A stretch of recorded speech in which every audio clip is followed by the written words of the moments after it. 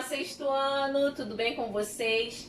Hoje, terça-feira, dia 19 de maio de 2020, é a nossa aula 3 de Educação Artística. Pega o seu livro, pega o seu caderno e não esqueça de fazer lá no seu caderno o cabeçalho com a data e a informação de que aula é hoje.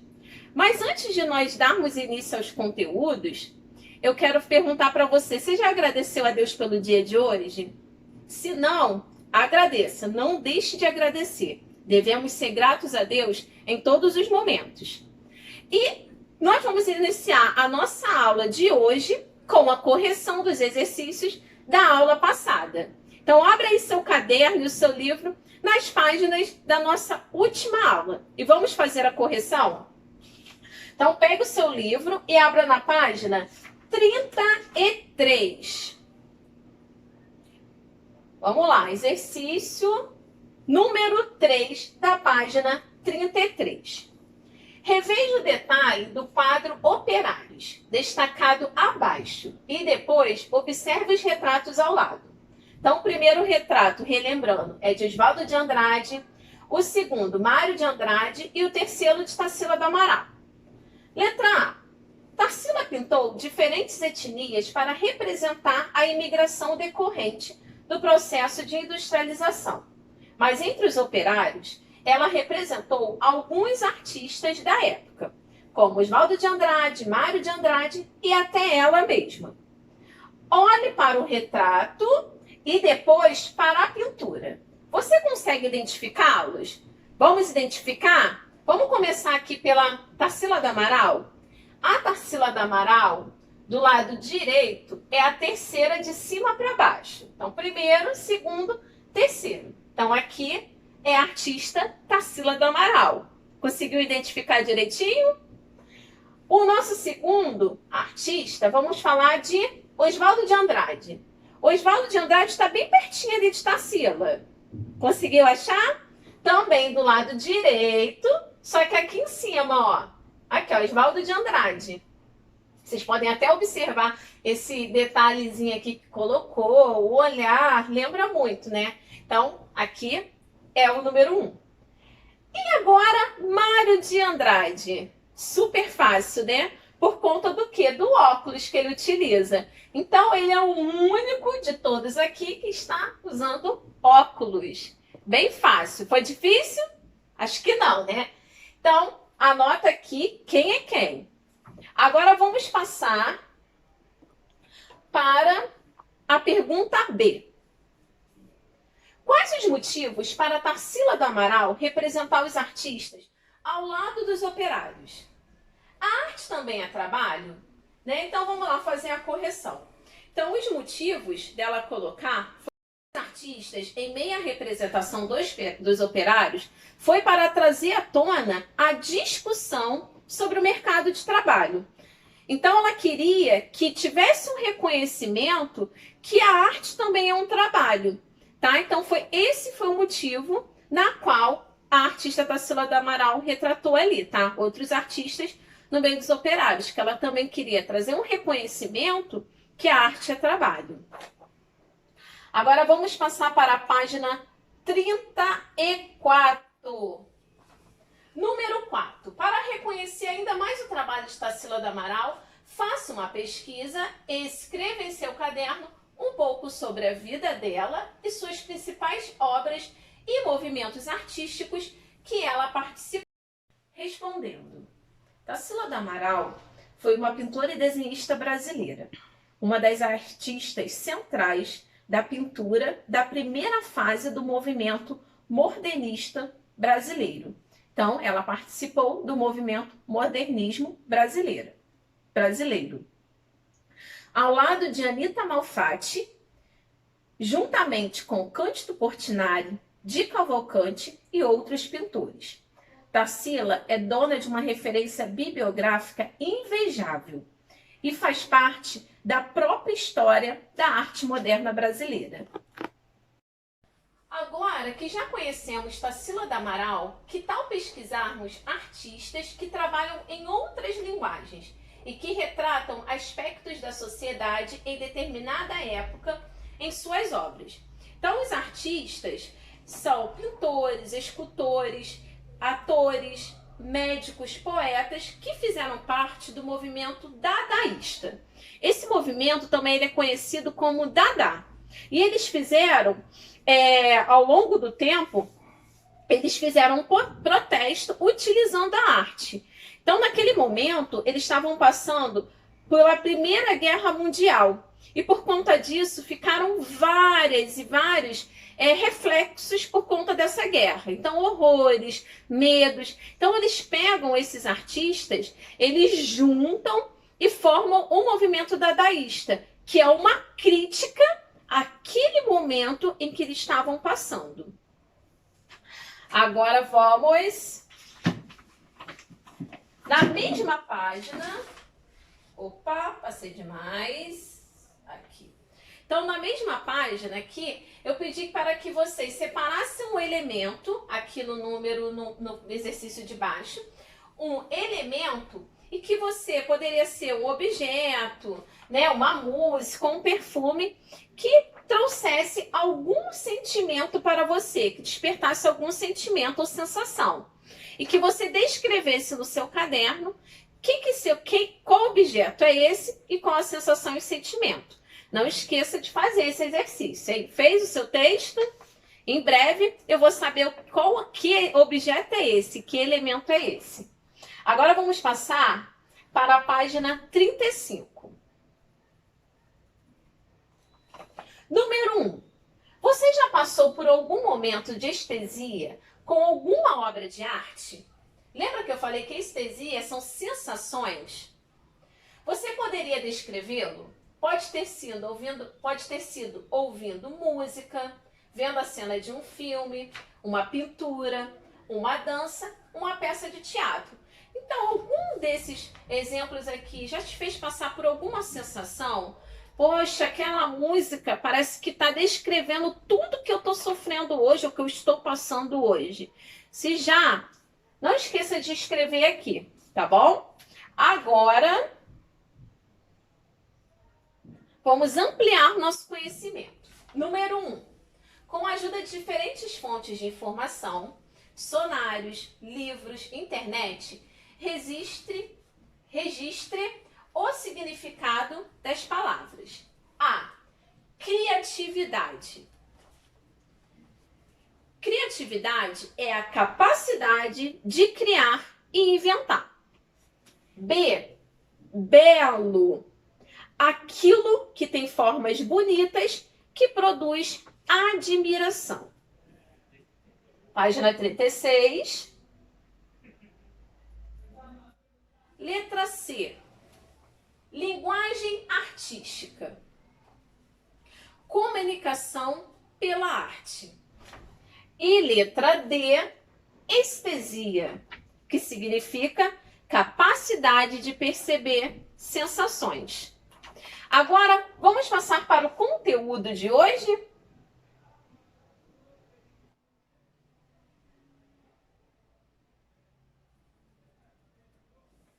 Hoje, o nosso conteúdo, os conteúdos da aula 3 são Viver a Arte, Moda e Arte, Goya Lopes e o Dia Internacional dos Museus.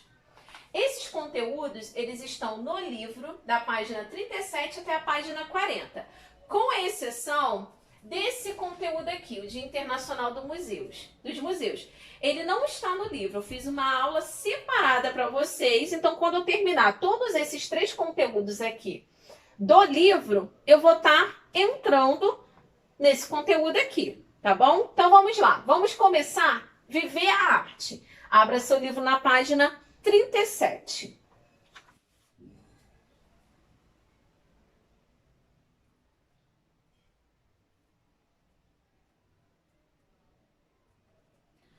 Vamos falar, eu vou cortar aqui, mas quando eu terminar de ler, eu vou abaixar a imagem para vocês conseguirem observar. Por enquanto, me acompanhe aqui na leitura.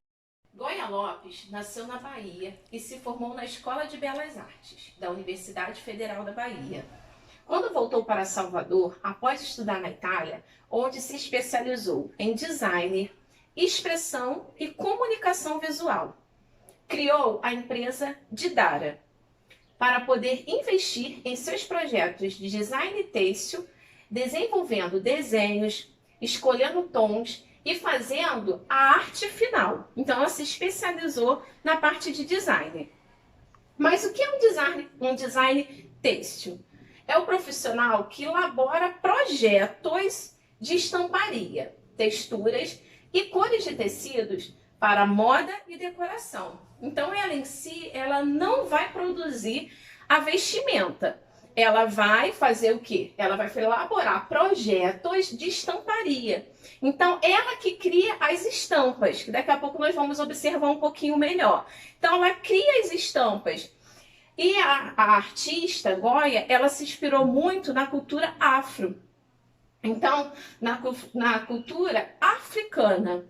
Então, nós vamos ver daqui a pouco um pouquinho melhor. Então, o trabalho de Goya Lopes se inspira na cultura afro-brasileira, indígena e barroca. Então, nós podemos observar que não é só apenas uma cultura. Então, ela observou esses lugares, observou a cultura desse povo e trouxe a arte para dentro do quê? Das estampas, que não ficaram só nas vestimentas. Nós vamos ver um pouquinho mais à frente que ela chegou no design de utensílios, de objetos, vamos ver também de artigos de decoração, que a arte chegou até esses utensílios por meio de estampas desenvolvidas por ela, fruto de muitas pesquisas. Então, para ela chegar nesse resultado, ela pesquisou muito mesmo. Então, ela observou a cultura daquele povo, observou cada detalhe. Então, aqui nós podemos observar a estampa, 3 estampas diferentes, tá? Criada por ela. Mas aqui ela não produziu a vestimenta. Quem produziu foi um estilista, tá? É apenas as estampas que ela produziu. Então, você consegue ver um pouco do grafismo que é utilizado aqui por muitas culturas. E nós podemos ver também o uso das cores. Então, cores bem fortes e vibrantes nas estampas da artista. Agora vamos passar para a próxima página. Página 38. Essas estampas são transformadas em roupas, bolsas, sacolas, chapéus, sapatos, colchas, entre outros produtos. Então, nós vamos ver que não está só ligado ali ao vestido, à roupa, mas sim em outros objetos. As obras de Goya Lopes, usadas durante o dia a dia das pessoas, são mais um exemplo de arte que podemos ver no nosso cotidiano. Lembra que nós falamos muito do cotidiano? A arte sendo inserida no cotidiano das pessoas, sendo tema de muitas obras artísticas, aqui é mais um exemplo, ok? E quando vestimos uma de suas criações, estamos vestindo todos os símbolos que a sua arte carrega. Então, quando você usa um vestido, né, que tem a estampa feita pela artista, você não está usando apenas uma obra de arte em si, mas você também está levando um pouco da cultura daquele lugar, um pouco do simbolismo também, junto. Podemos perceber que o trabalho da artista assume características de uma arte de natureza utilitária, cuja função seria, a princípio, de arte para o uso, ou para alcançar alguma finalidade, como o próprio nome já sugere. Então, ela acaba se tornando uma arte que é útil para as pessoas, útil no dia a dia. Essa função foi atribuída à arte em alguns momentos da história. Por exemplo, na pré-história, na qual vimos que o homem realizava as pinturas e inscrições como forma de ritual, possivelmente para obter êxito nas suas caçadas. No entanto, não se pode deixar de atribuir ao tipo de trabalho realizado pela designer. Então, aqui nós estamos falando que quando os homens lá na pré-história, eles pintavam, né, o seu cotidiano, era uma forma que ele queria mostrar, né, que o que eles faziam naquela época. É claro que eles não imaginavam que até hoje, no século XXI, essas pinturas iam poder ser observadas. né? Porque tem muitos lugares ainda que nós conseguimos hoje observar essas pinturas. Então eles não imaginavam que ia chegar até o século XXI. E chegou. Então o trabalho da designer, o trabalho realizado pela designer, a função formalista da arte que lhe imprime valor estético e que permite uma apreciação por parte do espectador, a partir da sua forma, seu contexto histórico, a temática que representa e os outros aspectos que colaboraram para a sua compreensão e interpretação. Então ela está dizendo que a artista, quando ela cria as estampas, ela quer levar a cultura até o espectador. Não só a pessoa que vai vestir aquela vestimenta, mas também aquele que vai observar no desfile, aquele que vai observar até o outro usando. Em outros momentos da história, a função da arte era apenas representar a vida, né? Ainda mais nas primeiras manifestações artísticas clássicas, era realmente representar a vida, não tinha outro objetivo. E seus aspectos naturais, em que as pinturas e as esculturas eram verdadeiras cópias do real, representando o que chamamos de função naturalista da arte. Com isso, concluímos que a arte pode assumir diversas funções ao longo da história e a depender do contexto em que ela está ou esteve inserida na vida das pessoas. Então nós vamos vendo que ela começou a não ser só cópia do real, ela começou a fazer parte do cotidiano das pessoas, do dia a dia. Ela pode ser observada não apenas numa tela, mas também num objeto, numa vestimenta, numa bolsa ou num simples acessório também. Agora, sobre o tema, o que você pensa? Quando penso em arte unida à vida, lembro de... O que você lembra?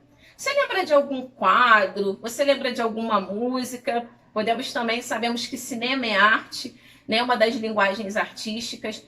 Te faz lembrar arte unida à vida. Alguma cena de algum filme ou algum filme específico? Anote aqui. Agora vamos passar para a página 39. Número 1. Ilustre com desenhos ou recorte de revistas e jornais o que vem à sua cabeça quando falamos em arte e suas relações com os aspectos da vida. No exercício anterior, você iria escrever. Agora eu quero que você represente através de um desenho. Você pode simplesmente só desenhar, ou você também pode fazer o desenho, misturar com recortes, com palavras, com o tema. A arte e suas relações com aspectos da vida, tá? Quero que você coloque aqui a sua opinião. Então, se você quiser até fazer, registrar algum momento da sua vida, né, em que a arte foi inserida, você também pode fazer. Usem a criatividade. Dando continuidade, vamos para a página 40.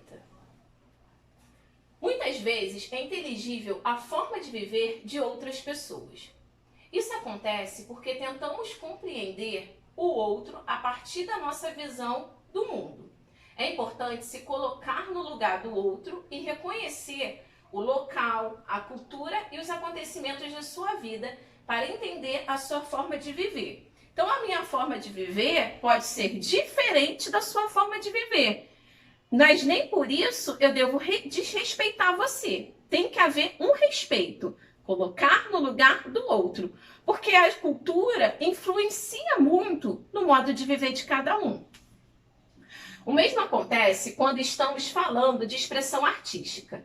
Muitos grupos não partilham a mesma noção de arte, pois a produção artística possui diferentes motivos e características. Então você vai vendo que a arte não é a mesma aqui no Rio de Janeiro, por exemplo, você não consegue ver ela igual aqui do Rio de Janeiro e igual lá no Pernambuco. Você consegue ver essa diferença.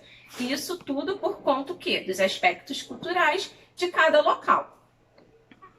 Por exemplo, em nossa cultura ocidental eurocêntrica, é comum atribuirmos à arte um papel de apreciação por parte de um espectador em que a arte é mais uma possibilidade de profissão. Então, nós podemos ver que na nossa cultura, a arte, além de ser uma profissão, ela também pode ser vista pelo espectador, pode ser algo que é apreciado pelo público. Em outras culturas, a arte é uma consequência, se torna consequência. Por quê? Eles iniciaram, né, por exemplo, a pintura indígena. Eles não fizeram no intuito de se tornar uma arte. O intuito era continuar, manter uma tradição daquela cultura. Então, hoje ela ganhou um espaço dentro do mundo artístico, dentro da pintura corporal. Mas no início não foi esse o objetivo deles. Era o quê? Fazia parte da sua cultura. E na cultura da Europa, não, eles fazem a arte, justamente para ser o quê? Uma profissão e algo reconhecido pelo público. Por outro lado, veremos nas próximas páginas que no Egito Antigo, na maioria de suas produções, não existia uma distinção entre o que era utilitário e o que era apreciação, assim como nas produções de Goya Lopes. Então, a Goya Lopes, ela faz, além da obra dela ser para apreciação, se torna algo útil. Então, nós vamos ver outras culturas também usando a arte como, né, no Egito Antigo, como utilitário, mas também como apreciação. Aqui em cima, nesse trecho, eu falei a palavra eurocêntrico, que significa pensamento que coloca a Europa e sua cultura como a mais importante. Esse é o significado, tá? Eles acham que a cultura deles é mais importante do que em outros países. O nosso último conteúdo da aula de hoje é o Dia Internacional dos Museus. Lembra que eu falei lá no início que esse conteúdo ele não está disponível no livro, não tem no livro. Então, essa apostila eu vou estar disponibilizando através de um arquivo em anexo no portal para vocês copiarem no caderno. É muito importante que ao final dessa aula vocês copiem todas essas informações, porque esse conteúdo será cobrado na nossa avaliação do segundo bimestre, ok? Não esqueçam. Então, vamos lá para o nosso conteúdo. Ontem, dia 18 de maio, foi comemorado o Dia Internacional dos Museus. O objetivo desta data é incentivar a população ao hábito de visitar e apreciar os museus, seja de arte moderna, clássica, contemporânea e etc. Os museus são espaços culturais onde são apresentadas exposições de obras artísticas sobre os mais variados temas e estilos. Então, os museus, todo museu contém um acervo. E esse acervo é o conteúdo de uma coleção privada ou particular, podendo ser de caráter bibliográfico, científico, gráfico, histórico, documental ou entre outros. Então, esse acervo, ele compõe aquele museu. Então, como nós vimos, os museus têm características diferentes, eles não são todos iguais. Então, alguns, eles trabalham arte moderna, outros clássicas, outros contemporâneos, e tem outros que eles fazem a mesclagem. Eles trabalham tanto o clássico como o moderno juntos. Então, você vai ver diferentes museus. No Rio de Janeiro, o nosso Rio de Janeiro é repleto de museus. E nós podemos ver a variedade nos temas. Agora, quem cuida dessas exposições, de todo o documento, é o curador. Então, todo museu, ele tem um curador. Junto com a sua equipe, ele cuida da montagem, da supervisão de uma exposição específica ou de todo o museu, tá? Não se esqueça. Então, o curador, ele é responsável em organizar não só exposições, mas muitas das vezes ele administra também todo o museu. Agora nós estamos vendo, né, nesse período de quarentena, muitos lugares estão se adaptando. E nesse período, como que os museus estão fazendo? Vamos ver aqui um pouquinho. Diversas atividades estão se adaptando durante essa quarentena para diminuir o contágio do coronavírus. O universo cultural, ele não ficou de fora. Diversos museus pelo mundo inteiro disponibilizaram visitas virtuais para você mergulhar em seus acervos sem sair de casa. Então, o mundo cultural não ficou de fora. Então, muitos museus espalhados pelo mundo, eles estão disponibilizando visitas virtuais. Olha que sensação incrível, você de casa conseguir visitar um museu, por exemplo, na Itália, em Nova York, em São Paulo, até mesmo no Rio de Janeiro. Então vamos aproveitar, que tal aproveitar esse isolamento social para conhecer alguns? Então agora eu vou sugerir para vocês 3 museus que estão disponibilizando a visita virtual. O primeiro é o Museu da Imagem e do Som de São Paulo. Ele é conhecido como MIS. E aqui é o link que vocês terão acesso. O MIS, ele disponibiliza em seu site informações sobre os itens presentes nos acervos museológico e bibliográfico do museu.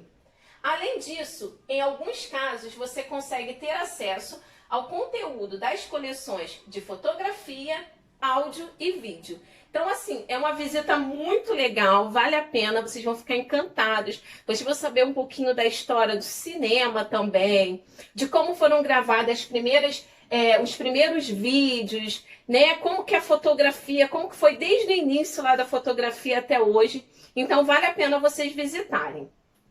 O segundo é a Pinacoteca de São Paulo. Aqui também está o link de acesso e com a hashtag Pina de Casa, a Pinacoteca de São Paulo posta diariamente em suas redes sociais uma publicação sobre alguma obra ou exposição. E no site oficial, além de explorar o seu acervo, você poderá passear pelo próprio espaço do museu. Gente, é muito legal, porque você consegue conhecer as salas, você consegue, além de ter acesso ao acervo, também a arquitetura do museu. Em uma experiência imersiva e com imagens panorâmicas e o uso da realidade virtual. Tudo isso com uma série de informações sobre as obras, com notas e vídeos.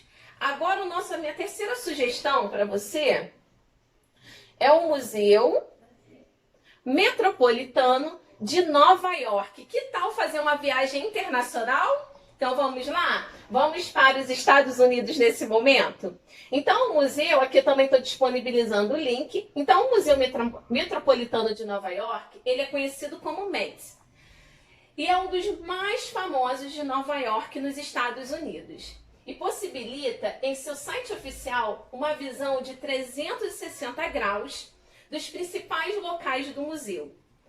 Também é possível visualizar fotos e descrições de diversas obras. Então, lembrando que todos esses museus, ele disponibiliza acesso à arquitetura, a exposições, ao acervo. Então, vale a pena. É uma experiência, vocês vão ver que vai ser uma experiência incrível. Então, não deixem de visitar.